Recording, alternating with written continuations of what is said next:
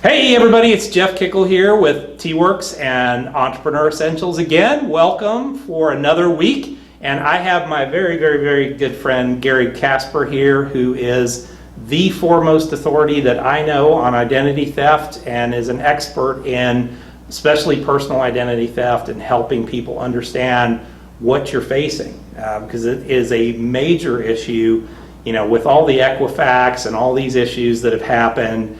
It's in the forefront every day, and it's just something that you need to be aware of. And Gary is, like I said, the most knowledgeable person I know about this. Once again, as in always, check down below me, and there's a subscription button. Make sure you subscribe to the channel so that you always get these updates as soon as they come out. And usually they're out on Tuesday morning, so just look for it then. Gary, welcome. How you doing? Thank you, my friend. By the way, before we get started, I wanted to give you your identity back. Thank you. Appreciate that. Yeah. So Gary, tell me a little bit about your entrepreneurial journey. How did you get to where you're at today? Really quick, I was one of those people that thought it would never happen to me. I thought it would never happen to me. Put it in the back of my brain. It's identity theft. I'll get to it later. Showed up at home one day, went to the mailbox, and there was a little blue piece of paper in the mail that says, "You have a warrant for your arrest." I thought it was one of those things where you send them $99 and they send you a magical certificate and it all goes away. Well, I threw it on my desk and left it there, and of course my wife walks in and she goes, "Honey, did you check that out?" And I go, "No, it's one of those things." So she gives me that wife look, you know, that look that they give you to make you do stuff. I got that look. So I checked into it, and lo and behold, there was an actual warrant out for my arrest for bad check writing from 1985. I was in Europe in 1985. So I'm like, okay, and I was coming to Texas in 2 weeks from California, because this is where we were, and we were going to shop for a house here. So I'm like, okay, there's a warrant out for my arrest in Texas. How am I going to drive around? I'll be like this driving, because it's like. So I called the county, Travis County. They told me, if you wanted to clear it, pay it. So I go, but it's not me. They go, it doesn't matter. Your name is on it. It's you. Pay it if you want to clear it. So I paid it. They dismissed it. And then, to make a long story short, the services that I provided, I gave them the information. They were able to search it, find the guy, clean it up, get it dismissed so that it was off my record. Nice. But just the reality of finding out there was a warrant out for my arrest, I mean, I And in 1985. On yeah, top from of it, 1985, and it was 2013 when I found out. It's like, you know, so think about it, 1985, identity theft was back around then. Yep. Yeah, and it's been around for a while. It's Think just about gotten it. bigger. Yeah, think about it. So how did you end up, I mean, you had the services, how did you end up kind of building a business around that then? For some reason, it just kind of gravitated to me. Okay. Because at first I was like, I thought about the process of, okay, somebody in 1985 did something to me that I'm getting ready to pay for in 2013. And I'm thinking about the mental stress, the anguish my wife and I went through, having to fork out the money up front. And it was about almost $1,000 that I had to fork out. I'm like, there's got to be an easier way to do it. Yeah. So on the back end, the way that I found, because I had bought in some other services, and my identity service packaged in with it, didn't know I had it. Okay. So when I called a friend in California and told him, he goes, "Well, did you use your services?" And I go, "No." He goes, "Well, use them." And that's how I found out about this service. Then I went into studying about the company that we used, and I found out who they were, what they did, how long they've been in service, how they got involved. So I'm like, you know what, there's got to be a way for us to be able to handle this easier, or like any other insurance, find somebody who can take care of it for us, so that we can go on worrying about our job, our kids, our family, and things like that. So that's kind of like how I got into it, and then it just grew from there. Yeah, and then you just kept digging and digging and digging farther. Yeah. So tell me a little bit about what the challenges are with identity theft now, because it's gotten just massive. It's in the news every day. Number one challenge is education. Okay. People are educated. People think an identity theft service helps you with fraud. It doesn't. Yeah. And when you say identity theft, immediately people go, my bank accounts and my credit cards. That's fraud. It's not identity theft. Most people will purchase a service, an identity theft service, thinking it's going to help them with fraud, and it doesn't. They get frustrated because if you watch all the commercials on TV up until current year, Anything that said identity theft, they showed credit cards, they showed bank accounts, they showed everything but what it really is. So educating people and getting their mind to change as to what it really is and how dangerous it is, that's the biggest hurdle that I have. Yeah. You've seen my seminars. Once I talk to them and they get a really good idea of what it is, Sure. they're like, okay, I'm on board. What do I have to do? So. Well, but I mean, so thinking it from the fraud versus identity theft side of things, you know, from a fraud standpoint, you know, money's being taken out of my account and everything else. Yeah. Why wouldn't I be worried more about that than, I mean, it's Well, just my name and my social security number. Why do I care? Well, basically, they don't need your name and your social to get your credit cards and your bank account numbers. They don't. They have software programs that they can just hack in and do it.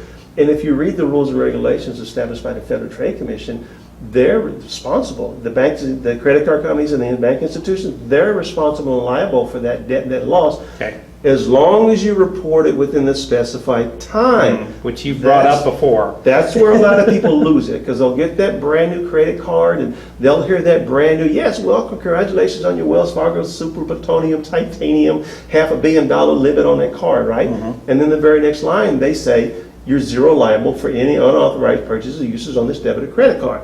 And everybody hangs up. They don't hear that third line.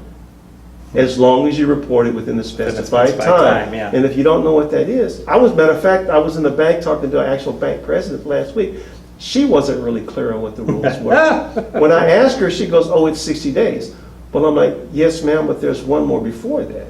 And the actual rule of thumb is 0 to 2 business days of having knowledge of the incident. You're zero liable. After that, the value starts to go up. Once it hits 60 days, you're 100% liable for that debt, and the bank doesn't have to do anything. But you have to know the rules and regulations and how the system works to be ready for it. Most people don't. So tell me a little bit about some of the, you know, I mean, really horror stories, so to speak, of identity theft. What can somebody do with your identity if they get a hold of it? The biggest ones the bigger one that concerns me are your medical records and your children. Yeah. Because there's one incident where a couple was getting married. They went to apply for their first home loan. And a lot of people, like I know you've heard of the black data market. Well, this is where your information is actually bought and sold. Anywhere from your passports to your medical records to your driver's license to your cell phone numbers, your social, everything can be bought and sold from $3 to $500, depending on how valuable it is. Well, they bought a home and they were waiting for the bank to call them and say they were approved, and the loan was denied. Upon investigation, somebody went on the black data market, purchased his medical information for $1,500, went and had a $600,000 liver transplant surgery. And since it had said on his credit report longer than 60 days, now he had to prove it wasn't him. He had to do the investigating, the reporting, the alerting, and the proving, and then hopefully go find somebody to help him. Yeah, Kids, crazy. children. I've had the one that I told you about. She turned 18. She went to donate blood, and they turned her down because somebody had got a hold of her medical records, used her medical records, and now in the system, according to her social, she had AIDS. Yeah. The stories go on and on and on and on, but people don't understand it's not just money.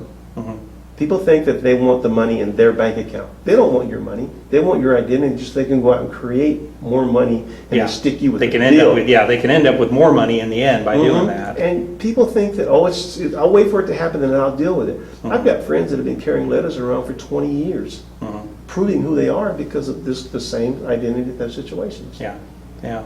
So tell me a little bit about, you know, there's a ton of different identity theft services and everything, and of course, after Equifax, I thought the funniest part is Equifax offers one. Yeah. I'm like, you are the last people I would ever trust to do this, because you're the worst at it. But you've got about 19 companies out there that offer various identity theft services, and they all do various things.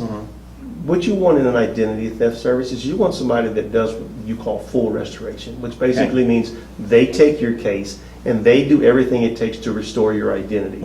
Most identity theft companies out there, they're restricted to the United States.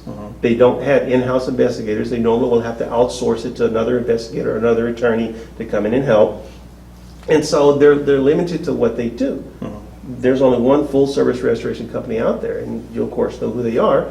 And they actually take your case with private investigators, assign them to your case, fully restored, and then they call you once a week and tell you where your case is at. Which one sounds better to you? Yeah. Yeah, it's okay. Find the one that I don't have to do all the work. Let's Exactly. kind of talk about it, because you and I have had this conversation before. I mean, average, okay, I lose my identity somehow, Yes. and I have to fix this. If I had to do it on my own, how many hours typically does it take? Roughly about 600 hours. Yeah. So It's insane. if you're a person who makes $20 an hour at 600 hours, it's going to cost you roughly $12,000, and 600 hours is about 25 days. Yeah. Most people don't have that money or that kind of time. Do you have it in your schedule? No. I don't. Do you? Yeah. No, we don't. Yeah. So you want somebody to do it, but you want it done at an affordable price. You know, I urge people, research identity theft companies. Go to a seminar. Learn what the difference is between fraud and identity theft and cybercrime. There is a difference between all three, and there is a difference as who protects you in each individual case. That's instead. correct. Yeah, and where that, if your identity was stolen, you know, I mean, I think we were talking the case of Target. You know, in the case of Target saying, "Oh, it's not our fault. You lost your identity." Well, yeah, you're the ones that caused it. Yeah. But then trying to figure out, okay, who's liable for it, and figuring out is Target liable or is the data provider liable? And, Ultimately, Target, I think, in that situation would have been the responsible party, and they did the responsible thing. They brought in people to find out who did it. They did stuff to protect their customers and their employees, so they did the right thing, which they can do. In the case of Equifax, you know, they had Trusted ID. Yeah. You know, Equifax, I don't know if you know it, but they own Trusted ID. They bought them in 2013. Yeah. It's amazing, a lot of things happened with that in 2013. The former CEO went on record as saying that fraud was a huge financial opportunity in 2013. They bought Trusted ID in 2013, and they have been breached in the last 4 years, but their profits have gone up 80%. Yeah. And this information came from the Senate hearing they did when they investigated Mr. Smith in the Extrafact case. Because I watched all 10 hours of that. I was about to say that. And he literally did, because he could quote the stuff off. Yeah. So, I love what I do. What can I say? hey, say hello to my little friend. Yep. So, what's new in your world? What's new in the world of Gary now? I am trying to change the direction of my company to go from individuals and families, which I would still help, but I'm trying to become an educational speaker. I'm trying to take my seminars into corporations and businesses, because a lot of corporations and businesses don't understand the difference between a monitoring service and an identity theft service. And a lot of these companies are spending money bringing in identity theft services thinking they're going to protect their employees, and they're not. They're credit monitoring services. They're kind of like a service like I have nothing against fire department, but this is the one that I can say. Think of a fire department company who calls and notifies you that your house is burning, but they don't actually put the fire out. They just tell you that it's burning. Yeah. But if you want to call back and get help as to where to point the water hose, they'll help you. That's what a credit monitoring service does. You've seen the commercials on TV where, like the really good one they have right now is there's this one that came out where this guy named it says Paul bought a really expensive piece of art. Paul took a vacation to Paris. Paul bought a brand new house. And then they pan to this little 9-year-old boy sitting on a bed. This is Paul. Yeah. That could very well be your son or your daughter, because I'm sorry, but most parents don't stop to think to check their kids' social, to check their kids' date of credit birth. report. Yeah. You know, nowadays a lot of kids have passports because they travel with their parents at 8, 9, and 10 years old. Yeah. Have you ever checked your child's passport to see if somebody else is using it? Because a passport is a ticket around the world to do whatever you want to. And you imagine if somebody has your passport? Well, and I mean, even knowing where to check, I wouldn't even know where to check to know if somebody's using it. I mean, that's the other part of it. Yeah. It's fine to say, go check it, but where do I even go? And a lot of people, and I'm really sorry to say this, but a lot of people, they just wait till it happens. Yeah. I'll get to it later. I'll get to it later. Well, we all know that later never comes, and then when the event does happen, they panic. Yeah. You know, it's like, what do I do? And then they want to blame somebody else. Well, I'm sorry. My focus is to educate everybody. I want to get in front of CEOs, directors, companies, employees, and go, look, this is what you're up against. You've seen my 50-minute seminar, and you've seen the faces on the people when they walk out. Yeah. If they're like a deer in the headlight. They're like, because people don't understand just how big this is getting. Absolutely. I mean, come on. It was a $623 billion lost revenue industry last year. Okay? The largest company on the Fortune 500 global revenue generating list, the top 10, was Walmart at $485 billion. Yeah. They almost doubled that in lost revenue. They grew 23% last year. Think about it. If you look at the Identity Theft Resource Report put out every year, it's a nonprofit report, it lists every single company that's been breached. 1,593 companies were breached last year. And then multiply that by customers, employees. I mean, what, the federal government got hacked, the Department of Defense got hacked. And as a matter of fact, they got 3 years of free service monitoring, and those 3 years are up December this year. Yeah, that's crazy. And that information's still out there. Yeah. So it doesn't matter. A lot matter. of people, they don't think to realize that identity theft can follow you 5, 10, 15, 20 years down the road. And that doesn't mean that they're going to steal it and use it right now. They're going to take it now and use it later. Sure. Yeah, it could be somebody buys it 20 years from now. Yeah. And I think going back to the conversation we had about companies, I think from a business owner standpoint, what I look at is, okay, if I've got an employee that's now spending 600 hours trying to fix their identity, their head's not in the game, first off, but two, you can't fix this on the nights and weekends. You got to fix it during the day, which means on my dime, you're fixing this problem. So 25 days of my dime is going to be spent having you fixing that. So it's scary. Take a company that has 1,000 employees, okay? Let's say 5 of those employees have an identity theft problem. Yeah. So take that 600 hours and multiply it by 5, okay? Now what's your production rate? Where's your production rate at? Where's their mindset at? Times times the $20 an hour you're paying. Yeah. What if they're a manager or a vice president or something, okay? Yeah. The risk is higher. And then if it's come on, we both have kids. Yeah. If something's happening to my kid, my mind is on my kid. No, of course. My mind's not on these. That's the whole focus, If my kid's in trouble, I'm not thinking about my bills or my lunch or my dinner or the flat tire or the car or the grass. My focus is on my kid. Or the bolt in the engine on the plane motor that you're designing. Think about it. Wouldn't you guys all agree that your kid comes first? Of course you would. That's what we are too. So identity theft is growing every year. It's not something you can ignore anymore, and it's something that you need to be as prepared as possible for. Absolutely. All right, fast 5 questions now. Here we go. All right, so you wake up in the morning. Yes, sir. Your business is gone. Yes, sir. Laptop, computer, $500 in your pocket. You have a place to live. What do you do first? I create a list of 100 people I know and go knock on their doors and start rebuilding my business. Exactly.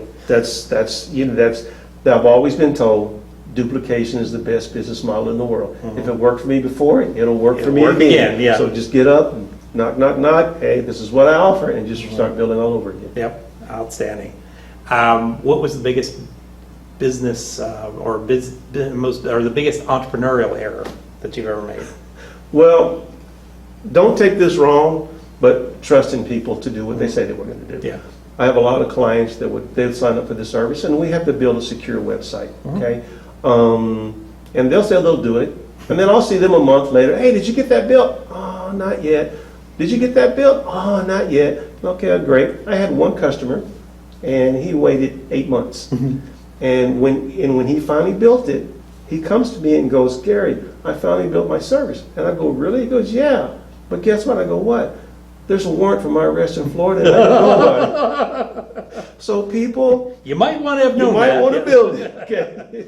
And it's not building a website; it's just actually putting your information in there into the website. Yeah, it takes 15, 20 minutes to load the information in. Yeah, it doesn't and take then long you're at all. done. Yeah, you don't have to monkey with it. I love pancakes. You can take me to breakfast. I'll help you out. I'll help you do it. Number 3. Number 3. What's a good book that you'd recommend for an entrepreneur? Wealth Matters. Okay. Written by two gentlemen named Chris Snook and Muzaffar Nashvi. Okay. And they apply.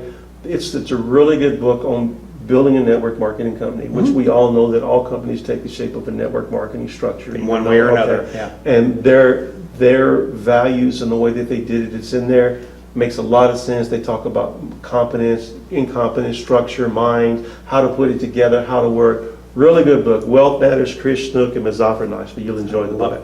What's a good tool that you use in your business every day? Best tool I got is my wife. That's true. The best. I know that we have phones and laptops, but the best tool, the best support, the best system, the best backup, the best everything is my wife. She makes sure that I'm healthy so that I continue to work. She keeps an eye on the checkbook to make sure she's got enough money. You know, but you know, my wife is a really support structure, And she's not scared to kick you in the butt to make sure that you get the work done. So you've met my wife. Oh, of course I have. I love your wife. What are you talking about? Other than that, I'm an old pencil and paper guy. I mean, I know technology's good, but I still believe in writing stuff down, writing my appointments down, writing my notes down, reviewing my notes, things of that nature. So I don't think anything can ever take the place of a pad and a pen. Yeah. I just don't. So It's the second time I've ever heard that one. But it works. it just does. Yeah. You know, when in doubt, write it down. Exactly. You know. So how does somebody get a hold of you? Very easy. There's two ways. You can call my cell, 559-283-3417, or you can go to gykasper at gykaspersolutions.us, and I'll be more than happy to sit down with you, coffee, chat, whatever you want to do, go to breakfast. I'm willing to do seminars if you want me to come in and do a seminar. I've got one that's 50 minutes long, and I've got one that's 15 minutes long. Mr. Kikel has seen both of them. I think he likes them. He's watched them twice already, okay? But I'm very easy to reach. You can email me. You can call me at my number, which I've given you. You can go to my website, gykasper.solutions.com, and my services are there as well. So Very good. reach out to me. Thank you, sir. Thank you. Well, folks, and Gary always puts it this way, sit down for 15 minutes with him and you'll know more about identity theft than you'll ever know. I will tell you, you will know more than you'll ever know about it. He is the most knowledgeable person, like I said at the beginning, and this is a scary thing. I mean, you know, in my wealth management practice, we started to offer these services because that's the scariest thing when you've got money and you've got investments and you lose your identity. People can get a hold of your investments and everything else, and we just believe that that's just a very simple way of risk management in your business. So highly recommend taking a look at that, taking a look at, you know, having somebody that's an expert that can walk you through that, and Gary definitely is. So feel free to reach out to him. Right down below us in the show notes will actually be all of Gary's information and the book that he recommended as well. So you can link to that and check it out. And we will see you here next week. Once again, right below me is our subscription list.